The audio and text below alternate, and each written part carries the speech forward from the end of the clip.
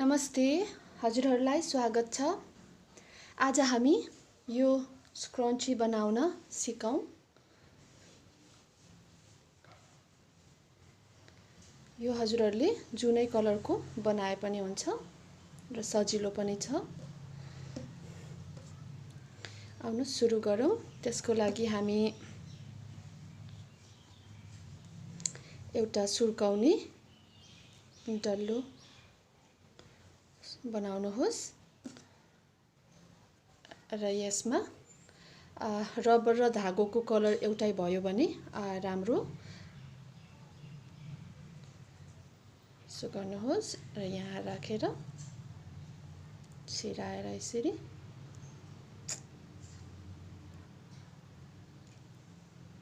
छिराउनुहोस् र यसरी तानेर यसरी सिंगल क्रोशे गर्नुहोस्।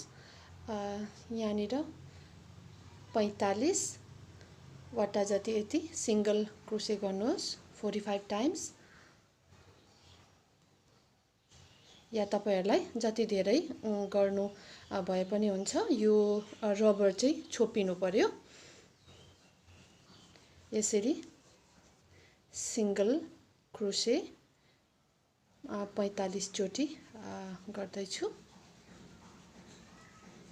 यसरी नै 45 कन्टिन्यू गर्नुहोस्। मैले यहाँ 40 वटा सिंगल क्रोशे 45 वटा सिंगल क्रोशे गरे। अब यो फर्स्ट को सिंगल क्रोशेमा राखेर स्लिप गरिदिनुहोस् यसरी। अब 4 सिक्री माथि तान्नुहोस्। 1 2 3 4। अब यो यसमा हेर्नुहोस् 2 वटा लूप छ। यो अगाडि, यो पछाडि। यो हामी आफूतिर भएको अगाडि हो, यो पछाडि। हामी पछाडिको लूपमा मात्रै यसरी राख्छौं र यसरी स्लिप गर्छौं यसलाई। फेरि 4 सिक्री लिनुहोस्। 1 2 3 4। फेरि अर्को लूपमा पछाडिको लूपमा स्लिप गराउनुहोस्। फेरि 4 सिक्री, फेरि अर्को पछाडिको ब्याक लूपमा स्लिप गराउने। फेरि 4। यसरी नै अब अर्को लूपमा स्लिप गराउने। यसरी नै हजुरहरूले प्रत्येक सिक्रीमा ब्याक लूपमा यसरी 4 सिक्री तान्दै स्लिप गर्नुहोस् यहाँसम्म। म यो रो सकेर अन्त्यमा आइसकेको छु। अन्त्यमा 4 सिक्री लिनुहोस् र पहिले यहाँ जहाँ सुरु गर्नुभएको थियो त्यो अन्त्यमा राखेर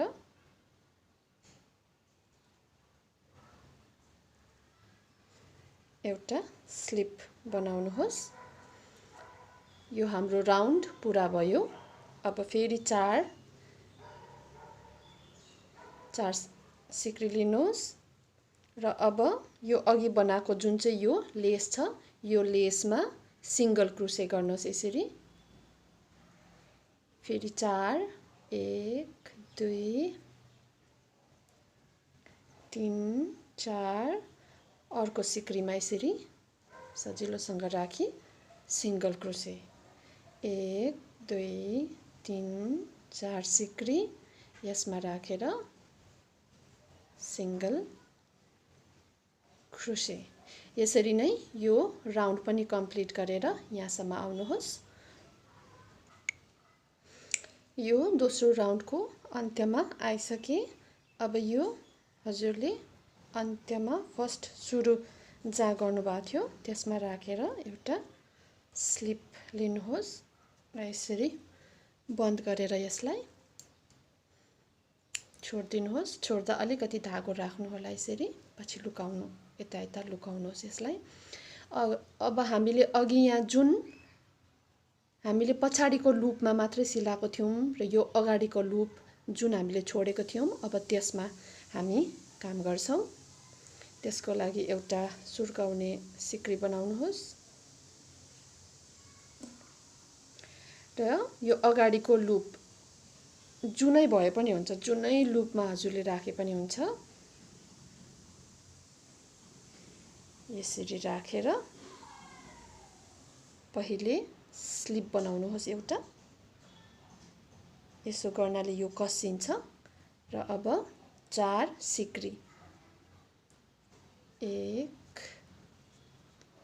2 3 4 सिक्री र यो अर्को यो अगाडिको लुप हो, यो फ्रन्ट लुप, फ्रन्ट अगाडिको लुपमा यसो गरेर स्लिप, सिंगल क्रोशे होइन स्लिप लिनु होला पहिलोमा। फेरि 4 सिक्री, दोस्रोमा फेरि स्लिप, फेरि 4 सिक्री र दोस्रोमा फ्रन्ट लुपमा स्लिप। यसरी नै 4 सिक्री लिँदै अर्को फ्रन्ट लुपमा स्लिप लिँदै यहाँसम्म सकाउनुहोस्, कम्प्लिट गर्नुहोस्। म यो रोको अन्त्यमा आइसके र अन्त्यको यो 4 सिक्री लिए मैले र यो सुरुको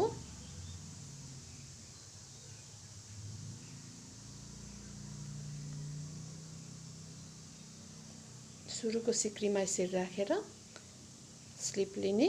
अब फेरि 4 सिक्री लिनुहोस्, 3 4। अब भने यो बनाएको अघि लेस जुन बनिएको छ हाम्रो यसरी, यो लेसमा यसरी छिराउने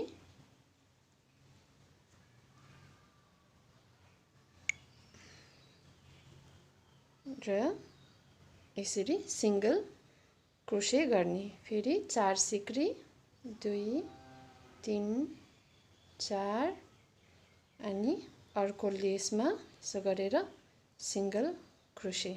यसरी नै यो राउन्ड पनि यहाँसम्म कम्प्लिट गर्नुहोस्। यो राउन्ड पनि सकाए र यो अन्तिम हो र सुरुको सिक्रीमा राखेर यसरी स्लिप गरेर बन्द गर्नुहोस् यसलाई र काटिदिनुहोस्।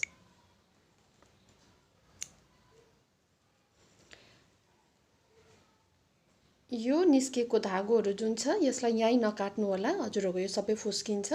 त्यही भएर कुरुसले यसरी भित्र तान्दै लुकाउनु होला 4-5 चोटि अनि मात्र काट्नु होला। तपाईहरुको यो स्क्रोचनी रेडी भयो। सजिलो पनि छ, राम्रो पनि देखिन्छ। हजुरहरूलाई यो भिडियो राम्रो लाग्यो भने यो च्यानल सब्स्क्राइब, शेयर अनि लाइक गरिदिनु होला। धन्यवाद।